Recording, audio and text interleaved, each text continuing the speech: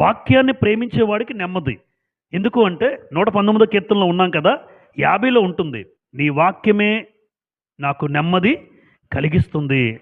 చూడండి, నా బాధలో నాకు ధైర్యమునిచ్చేది నీ వాక్యం. 119:50. నీ వాక్యము నన్ను బ్రతికించి ఉన్నది, నా బాధలో ఇదే నాకు నెమ్మది కలిగించుచున్నది. చూసారు ఎంత మంచి మాట.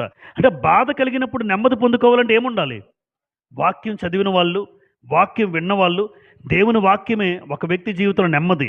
బాధలో కూడా ఇస్తుందా? అవును, దేవుడు చెప్తున్నాడు, నీ వాక్యమే నన్ను బ్రతికిస్తుంది, నా బాధలో ఇదే నాకు నెమ్మది. ఇలాంటి వాక్యం లేకపోతే నేను కూడా ఆత్మహత్య చేసుకునేవాడినే.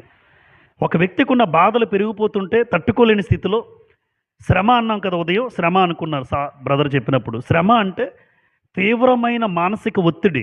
ఎప్పుడైతే ఆ ఒత్తిడి తట్టుకోలేక ఆత్మహత్య చేసుకుంటారు. శ్రమే. అయితే ఆ శ్రమ